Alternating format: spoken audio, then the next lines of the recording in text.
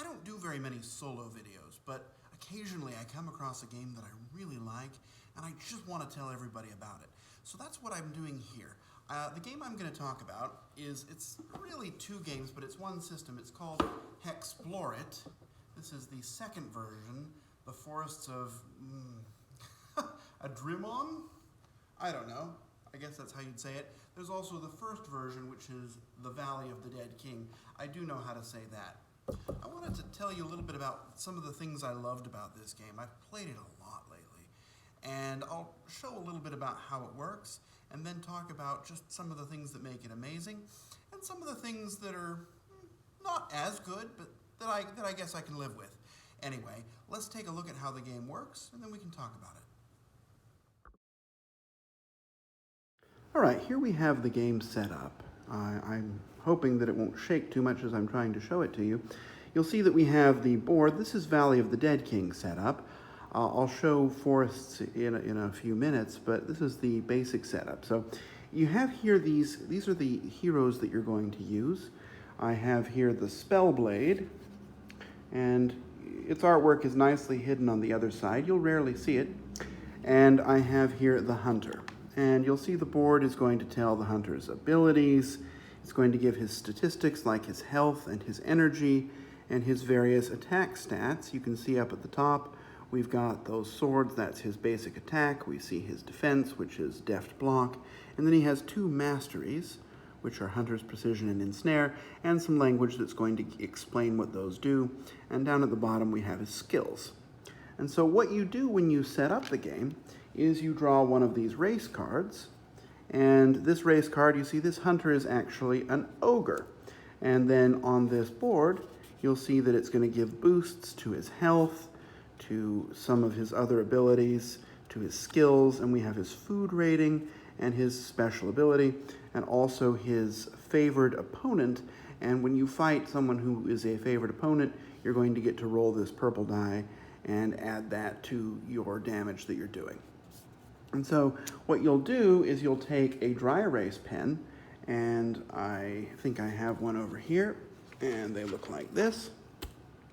It comes with them. They're decent. I bought some other ones as well that have kind of a finer tip because you really do have to write a lot.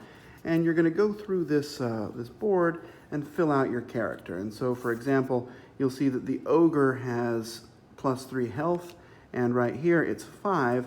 So I would go ahead and I would add 5 to 3, which is math that even I can do, and that's 8, and that shows that he has 8 health. And then you'll go through and you'll do this for all of the rest of the stats from this race card, and then you're ready to go. You'll also write down your favorite opponent and give your character a name. And then, once you've done that, you are ready to go. Now, you're going to start out in one of these cities, and you'll roll a die to determine which one it is. And you have a marker that is kind of a low-quality miniature that is going to show where your party is. And that marker looks like this. It's one of those Reaper miniatures. It's functional. So let's say that I was starting right here.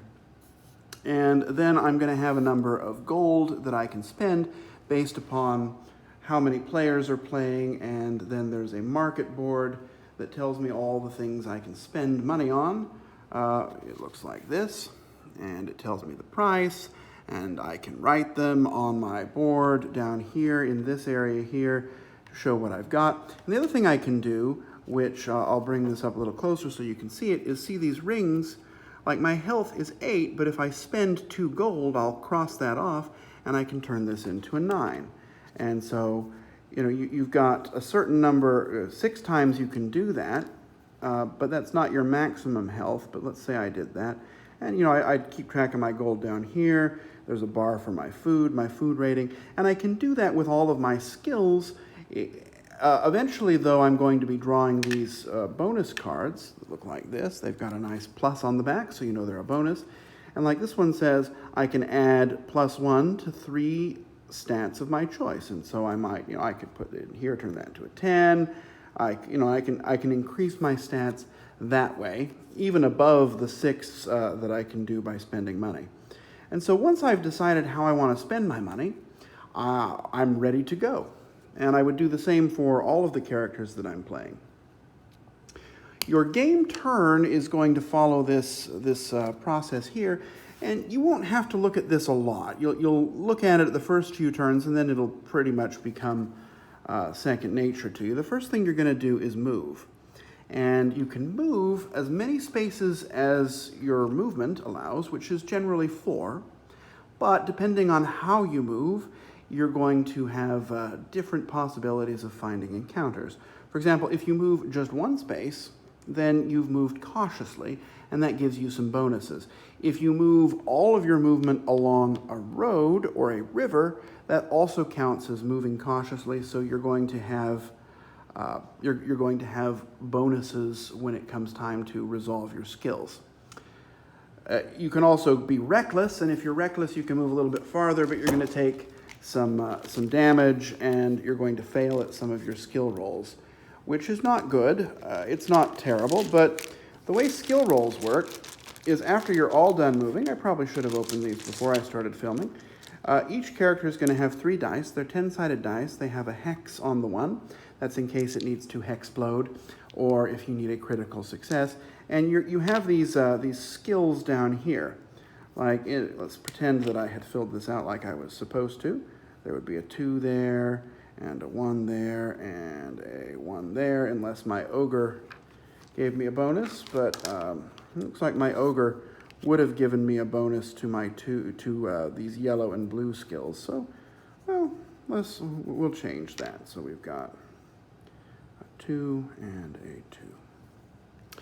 So after I'm all done moving, if I didn't move cautiously, meaning I moved more than 1 space and not on the road or river, let's say I went 1, 2, 3, then I'm going to roll the green die to see if I get lost. This is a 6, and I want it to be this number or lower. Low is better in this game when you're rolling these 10-sided dice. And because I failed to meet my navigate skill, I'm going to roll this die and wander. You'll see that I rolled the hex symbol, so I'm going to move 1 space in this direction. That can be really annoying in this game for 2 reasons. One reason is if you really wanted to be somewhere, you end up being somewhere else, and you essentially have to waste a turn to go back there. You can always move cautiously on your next turn and get there. But also, if you have the expansion, there is this wolf pack that is going to show up when you wander occasionally and just tear you to shreds and often end your adventure right there. So you want to be careful about that. But after you're all done seeing if you wander, you're going to roll the other 2 dice. Again, you're looking to get at or lower than your skill level. And if you succeed on the yellow die, you're going to get some free gold. And if you succeed on the blue die, you don't have to eat food. Otherwise, you have to consume food equal to your food rating, which can go down throughout the course of the game. And you'll just have to eat that food. If you don't, you start starving. And that's definitely not good. It has negative abilities, which can include inability to use energy, always failing on this die, and eventually death. So don't starve. After you're all done with that, you're going to go on to the encounter phase, and unless you're in one of these special spaces, like the boss space or a city, or some other spaces that you'll see that come out of these things, like this shrine, for example, you're going to roll this die and see what kind of encounter you have. And up at the top of the board, you'll see that there is this table of encounters, and I rolled a 5, which means that I have found a grizzly bear. Now, I have died on this grizzly bear before because I was not ready to fight it. And so at that point, a combat's going to begin. And we'll talk about combat. Well, we can talk about combat now because it's interesting. Well, not really, but here's the way combat works. So the grizzly bear shows up, and I am going to write down its health and its energy values. So it's 16 and 16. Then I'm going to choose my action. We're going to start in the declare phase of combat. And hopefully these, let's just pretend that I had a 4 there. So let's say I want to attack it. I'm going to do 4 damage. Now, you'll see that this grizzly bear is a creature type, and my favorite opponent is creature, so I'm going to roll the purple die, actually.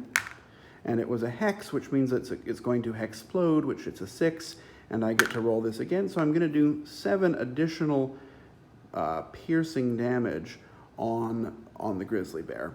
And then I'm going to choose my action. Let's say I chose to attack it, so I'm going to do 4 damage here. I don't have to tell what my target is yet, but obviously in this case, the only thing I want to attack is the grizzly bear. Then we're going to roll a die and see what the grizzly bear does. He's got a 3, and on this table, a 3 or a 4 is going to be this second attack. It says triple target health and survival. Heroes who fail are wounded. So, well, in this case, I'm really the only target. There's some kinds where it would target me more than once, but not this one. So I'm going to be taking, it looks like 5 damage, and because this is a mastery attack, the grizzly bear is going to spend 3 energy to do it. If the grizzly bear runs out of energy, then he's not able to do that, and he's going to do a weaker version of his attack. So he's at 13 energy now, and so he's going to be doing 5 damage to me, and my health is currently 9. I should have written that there, but I would erase that and put in a 4. And then we're going to resolve the rest of the things here. So I'm doing the grizzly bear 11 damage. That's 7 plus 4. Had he blocked or done other things, it could have affected that. But so he has 5 damage remaining. And we go into another round of combat because he's still alive and so am I. Now, I could, if I wanted to, use this special ability. This ability says that I increase my missile assault by my damage potential, and I'm going to choose some other stats, and they're going to help me do more damage, which is probably what I would have wanted to do at the start. Anyway, this is going to keep going, assuming the grizzly bear doesn't kill me, until I kill it. When I do kill it, which will be hopeful, I'm going to get a bonus, and you'll see I'm going to get 5 gold and 3 food, and I'd mark those off on my sheet. And that's how a combat works generally. Now, had I moved cautiously on my movement phase, then I could have chosen to discard the grizzly bear instead of drawing it. And that's an advantage of moving slowly, although because of the way that the game paces itself, if you move slowly too much, that's not going to work out for you, because the next phase of the turn, if I were in one of these special spaces, I would have an event, I would deal with the quest that I'm on or a boss. Then the Dead King is going to activate, and what the Dead King's going to do is he's going to roll a die, and here he's rolled a 1. The first round he has to roll a hex. The second round he has to roll a hex or a 5, then a hex 5 or a 4, and if, for example, he had rolled this hex, then he's going to show up. When he shows up, I roll a die to see where he's going to go. He's going to go to city number 3, which is right here. He's going to corrupt this city, making it so I can't use it unless I fight some monsters there and cleanse it with the use of a talisman that I can get at a shrine.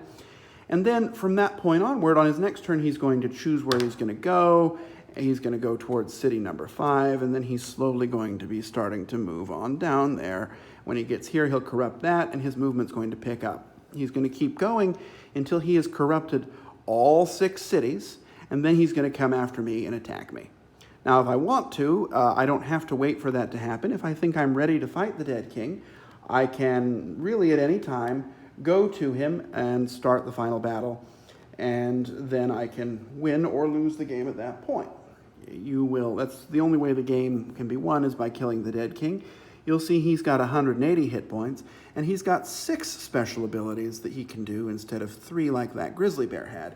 In fact, all the bosses have those features. Here's the Cryovern, which I've actually never fought before. It's just never come up. When you find the combat works pretty much the same way. There's just bigger rewards. Like this, I get 4 points to a stat of my choice. I get a special type of amulet, which is going to give me a bonus. I get 4 of these bonus cards 15 gold, and then a chance that this black market's going to show up. We'll roll a die. If I had beaten 4 bosses, at that point the black market would show up, which is a roving city that sells better stuff. Anyway, that's how the basic mechanisms of the game work. The one other thing I would show is that, as in any game like this, the monsters are going to eventually become a little bit easy as your stats improve, assuming you get that far. And so what you can do is, at any time in the game, you can decide to increase the difficulty. So I was starting at starter, no change to vitals or damage dealt, but if I were on easy, I'm going to add 5 to the vitals, so to the health and energy of every enemy I'm fighting, and they're going to do 1 extra damage. And if I succeed, I get to roll a die, and on a 2, or well, here you go, that's perfect. On a 1 or a 2, I'm going to get an extra power-up card. And so you can make the game harder and harder if you really want to. I've not done that. I find I always end up, I've gone to easy before. I don't know that I've quite made it to moderate yet. If you make it to moderate difficulty, then the boss also gets a passive special ability. So that's something to think about. You also, once you go up, you can never come back down again. So you want to be careful and not make the game too harder than too hard so that you can't complete it. The last thing to talk about is these quests, and you'll see that at the bottom of the board there are quests, and I did not put out their quest markers, but like it says, this quest here it's right here. And so if I go over here, then I can roll these dice, and if well, that's not that quest, this one right here, I roll and navigate. If I get 3 successes, which means I probably would have to wait a few turns since I'm 1 hero. But when I've completed the quest, then I take it. I can choose to do the challenge or not. If I get a critical success, which is that hex symbol, or if I've advanced in some stats, it could be a 2 or a 3 sometimes, then I get a bonus. But when I go back to a city, I can turn this quest in and gain the rewards that are on it. And they're going to give me some combination of power-ups or gold. You'll see this is to beat a boss. These boss spaces, that just tells you what number of boss it is. For example, if I were on boss 5, I would pull out the Megapede. You can see there's the 5 there, and I would fight it. And that's how you deal with the bosses. You can only fight each boss once. Once you've beaten it, you'll put a token over that spot so that you can't go there anymore. Well, you can go there. The boss just has been beaten and won't have any effect. Anyway, that's more or less how you play in the Valley of the Dead King. I'll stop and set up forests briefly to show the differences there, but that's kind of it. If you beat the Dead King, you win. If the Dead King kills all the heroes, well, you don't win. Or somebody else kills all the heroes. I mean, it could be that wolf. Anyway, so that's how you play. Okay, here we have the forests mostly set up. I'm not going to set everything up because I just want to focus on what's different here. The first thing that you'll find that's different is that when you set it up, you're going to roll a die. Here we have a 2.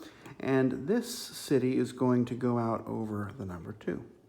So this is where the end boss is. Unlike the Dead King, Drimon doesn't chase you around. Instead, the pacing of the game is tracked a little bit differently. So the second thing you're going to do is, instead of starting in a city, you're going to start outside a city. And so you're going to find, where's city 5? It's right here. I'm going to roll this to determine my direction, and then roll this again to determine how many spaces. I'm going to go 6 spaces. Well, not quite 6, but I'm going to start outside the city. And I'm going to get a certain number of rolls on this table for gear and gear upgrades and items and loot. And so instead of starting money that I can go and try and build up my character, I'm going to start with kind of a random set of things, which is actually a little bit nicer because early in the game you don't quite know what you want to focus on. So that's the difference of how it's going to be. Another thing is, when you go into these cities, unlike in Valley of the Dead King, these cities are enthralled cities, and so the people there aren't friendly to you, and all you really do is go searching using that table. Another thing that's different is the way the game progresses. Like I said, instead of chasing you around like the Dead King, you're going to use this table, and at the end of each round, you're going to increase one spot on this ring. And when it gets all the way filled, you're going to go up. It's going to go up a level and clear out the outside. And it's going to keep going around and around until it gets to 10. And if it gets to 10, then Adramon finds you. Otherwise, she doesn't move around. She stays in the Acropolis here. And if you want to fight her, you can just go there and fight her. So that's another way that it's different. Also, if this number is ever higher than one of your skills, those the skills that you roll these dice for, you just automatically fail. If it's equal to or greater than your skill level, you're going to fail. So you've got to work on those skills. Otherwise, you're going to end up much less effective. And she can also mind wipe you and just kind of take over you if your skills, if this fate tracker gets too high. She's also going to put out these sentinel tokens in these spots, and you'll have to fight them if you go in there, and they can be a pain to kill. Another big difference is these relics. So in Valley of the Dead King, we had 5 quests, and you could complete them, then go into a city, turn them in. In this one, it works a little bit differently. There are 4 relics that you're trying to find, and if you go to a spot where there's a quest, you complete the quest. It's called a location here, but you'll complete that location, and then it's going to give you some sort of fragment reward, and you're going to draw a card from this fragment deck, and you'll see this is part of the scepter. Well, that's good because I'm working on the scepter, and if ever I have all 3 parts of the scepter, I can go to battle site number 2, which is right here, and I can turn them in to forge the scepter, and the scepter is going to give me some bonuses. The wielder has to have at least a certain level in a particular skill, in this case 6 or more on the 2nd mastery. It's going to give some story and some special ability. It's going to lower soul shield on all opponents, and it's going to give me a bonus I can use in the final battle and a boost to the skill that I needed in order to wield it. So there are 4 relics in every game, but you can. There are sometimes situations where more will show up. And so that's kind of how the quests work. What it means is that there's going to be more quests available, and you don't have to kind of go do them and go back to a city and turn them in. But also, you don't always get the relic that you want. Well, it looks like I didn't shuffle this because only the scepter's on top. But eventually I start, look, this is part of the ring. I don't actually need the ring. So this isn't as useful for me unless the ring comes into the game somehow. Also, sometimes you'll use this die to get rewards. There are pieces of vegetation, nature's essence, that you can roll for and see if you get it. And you can use those instead of gold at the grove in the fairy realm to turn them in for goodies. And so you see here we have the fairy realm tile. And if certain encounters with that symbol, which I'm sure I won't be able to find now, but some encounters, if they're out, like if this encounter were out, I would be able to enter the fairy realm through these portals. Like this is spot number 4. It might take me into spot number 4 in the fairy realm, where I can go and interact with the creature that lives at the center of the fairy realm, and I can turn in those spores and things to get bonuses from her. That's mostly it. I'm trying to think if there's anything else. There's just the way you go about acquiring things. You can't buy in the cities, and so you've got to explore more and get into kind of the outlying areas where you can find these way stations that will give you more quests and will allow you to purchase things and heal yourself, because on the basic map, you really can't. Other than sometimes by going to these battle sites, you can use each one once a game for healing.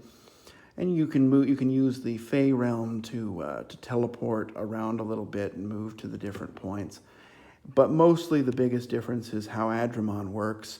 She's going to leave you alone, but gradually try and brainwash you by using this fate spool here. And when you go and fight her, you'll see she has a 120 soul shield and 120 energy. And there is no soul shield on here, but that also means she has 120 health, but she's got 120 extra health that you've got to knock down before you can start damaging her, but you can knock it down with health or energy damage, which actually makes energy damage a little bit more interesting in this game. The other thing you see that's a little bit different in this one is that some creatures, and I'm going to see if I can find one now, and it's hard to do with just one hand. Maybe this one. Yeah. So this one, you'll see that there's also this chain in the middle, this influence value. And so in the basic game, there were healing characters that were not as interesting unless you had a bigger party that was constantly getting damaged. In this one, instead of fighting, you can try and influence the character. And if you bring the influence down to 0, every time you try and heal it, it's going to reduce the influence value there. And when you get, if you kill it, you get 1 reward, but if you influence it, you're going to get a little bit of a different reward. And so that gives you different things that you can try, and that can make the game a little bit different, and it kind of gives a boost to some of the characters that do a lot of healing. And the fact that you can reduce soul shield with energy damage makes some of the energy damage characters a little bit more valuable as well. So, this game adds a little bit more variety into it and is a little bit more story, whereas in Valley of the Dead King, you were just trying to boost yourself up as quickly as possible. But for the most part, the basic game mechanisms are pretty much the same, and the classes you can kind of port in between them. But I really like both of the games, but this is the second one, Forests of Adramon. So there you have it. I mean, that's kind of an encapsulated version of how you'd play it. I want to talk about some of the things now about the game that I really like. One thing is that I don't play very many role-playing games. In fact, I never play them. I've only played, I think, 1 session of 1 role-playing game in my life. And that's not because I don't like them, it's because I just don't have the kinds of friends that enjoy them. And they require a lot more creativity than maybe I have or the people I know are willing to invest in it. It's just an investment that I have not been able to make.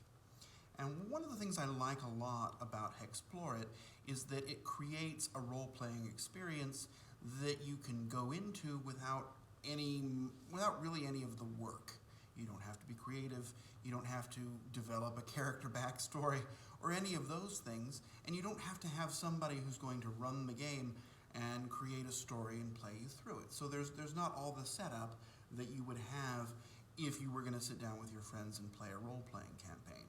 And so what that enables me to do is to play these role-playing scenarios all by myself at home.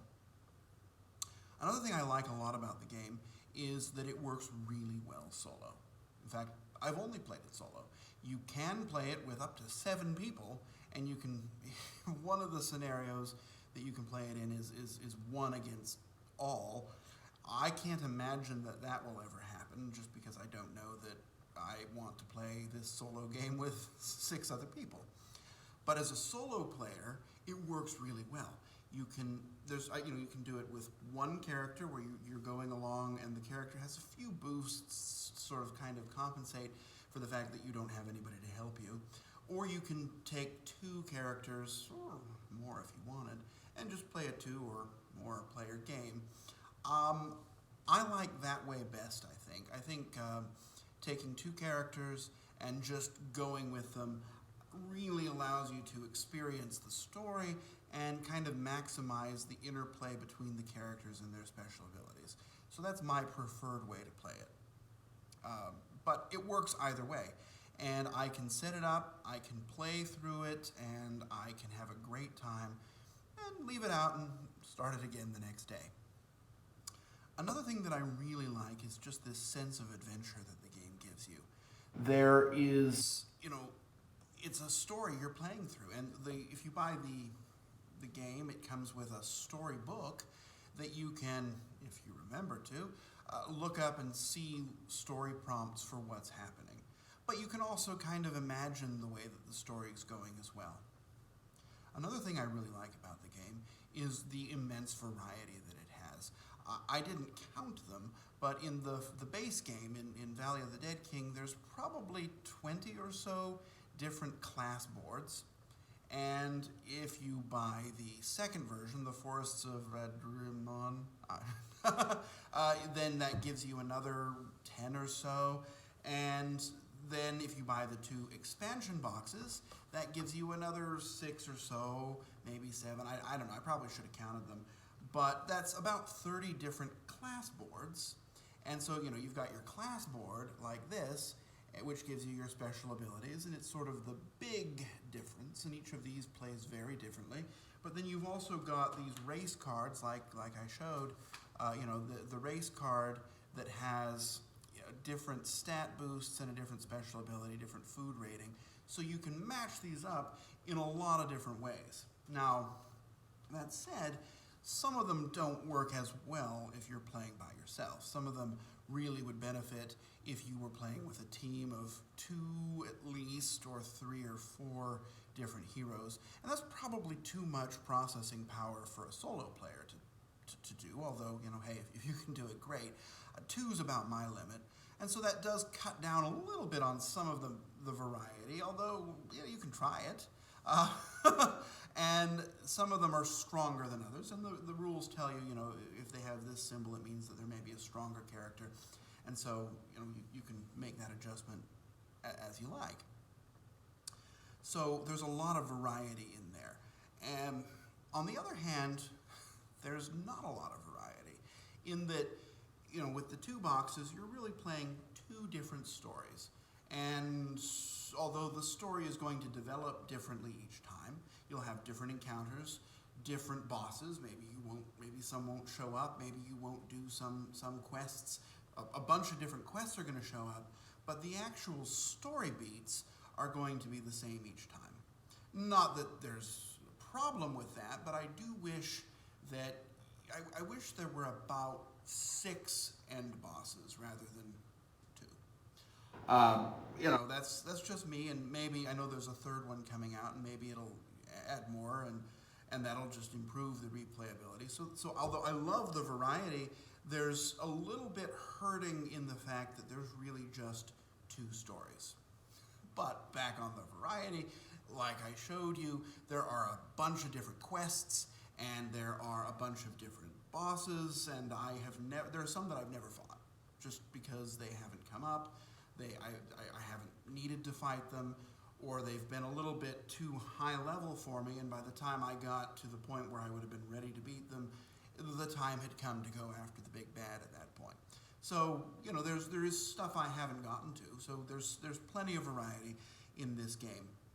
Another thing that I guess it's a mixed bag opinion on, is these dry erase markers. I mean, the markers are fine, but the fact that you've got this board and you're going to write in your stats and you're going to increase them that way, that enables you to track a lot more and to do a lot more with the characters than you would be able to if you had a token that had to conform to each different stat, things like that. And so, there's a lot of variety in this.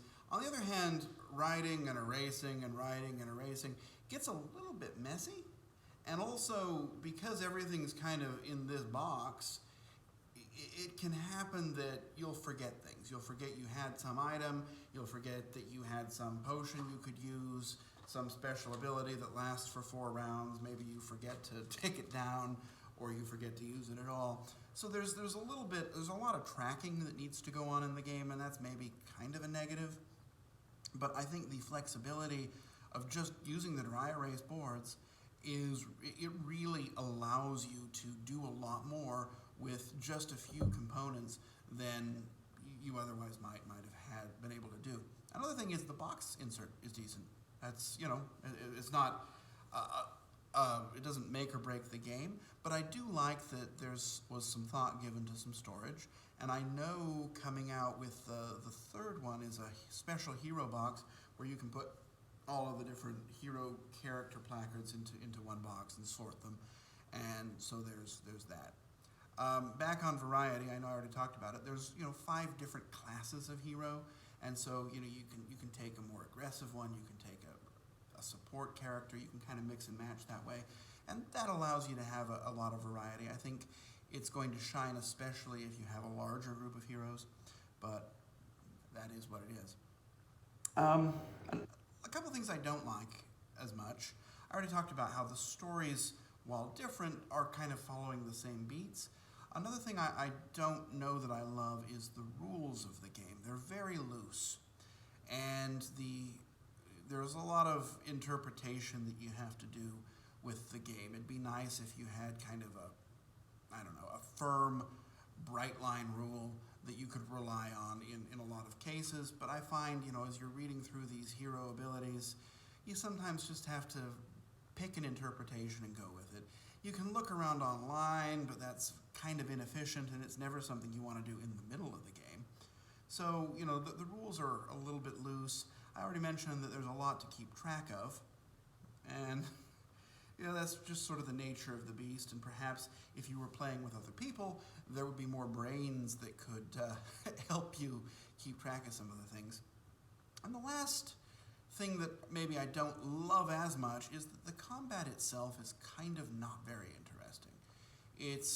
I love the interplay between the abilities, but really it's select your ability, pick the one that's going to do the most damage, and then wait and see how the enemy reacts, and then just kind of resolve it. And it ends up being a lot of math. I can do 42 damage plus this die roll, plus if I roll a 6, that adds another die roll, and then he does 15 block, and then he heals 4, and so it ends up being more of an arithmetic puzzle than actual combat. And that's kind of how role-playing games are, as far as I understand them, is it's a lot of seeing what you can do, what you can't do, and doing the numbers.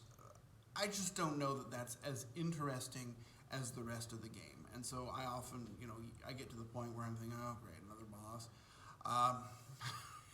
All right, let's stop doing the story and focus on this numerical puzzle, and then we'll get back to doing the game. And that's is what it is. Also, some of the bosses and some of the basic encounters are really hard. I have had many a game, this game takes a long time if you win. It does not take very long if you lose. I have, the first time I played it, I went up against something that I thought, was a level 3 enemy.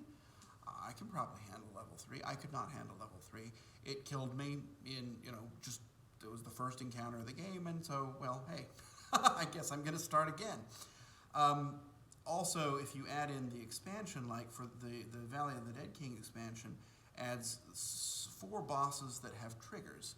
And one of them is this pack of wolves, and if you fail on your explore roll, the pack of wolves is going to show up and rip you apart. And I have lost to that pack of wolves a lot more times than I have to the Dead King himself. So, you can plan for it and do things to prepare for that and avoid it, and I kind of take that as part of the game. But some of the bosses are pretty hard. But that's good. It's good to have a challenge. Anyway, I don't know I don't do enough of these reviews to have a numerical system, but I can tell you, in my opinion, this is a fantastic game. This is a game that I really love playing, especially now that I'm doing a lot of playing at home alone. This is a game it really has been a breath of fresh air and something that I really have enjoyed. I've already ordered the 3rd one. It's coming out sometime. It was on Kickstarter, so who knows when it will finally show up. But the 2 base boxes, fantastic. If I had to compare them, I think I like the Forests of Adrimon better than Valley of the Dead King. The reason for that is in Forests, your quests are all about, so you've got these relics that you're trying to develop that are going to give you a special ability. And that kind of gives you something to work more toward. In Valley of the Dead King, it's kind of like run around, do some grinding until your stats are high enough that you think you can face the end boss. And and then you go and face him. And ultimately that's kind of the same thing with forests, but you're a little bit more focused with these different relics that you're working on. It adds a little bit more story to it. Thematically, I think I like Valley of the Dead King more, and I probably will play that one more, especially if I start teaching it to other people, because the rules are a little bit easier than in Forests. But I think for me, Forests is slightly above Valley in terms of my own enjoyment. I do know you can combine them. That seems like it's going to be a lot of work. I'm sure I'll try it at some point, but it seems like there'll be just a lot of extra processing. I read through the rules, and you're working on this boss and that boss, and if this happens first, then this happens, and there's a lot of decision tree that has to go. And I don't know that will be as exciting, and that I'll want to do that very often. But it's nice that you can. But anyway, I think I give this game 9 out of 10. This is a fantastic game for me. It is not going to be for everybody. It is, however, going to be for people like me who don't get to play role-playing games but probably really would like to, because it gives you that experience. And it is one that I will leave set out and play for days. I'll play it, 2 rounds in the evening, or 1 if I win. And then leave it out and just set it up and play it again, play with a different character.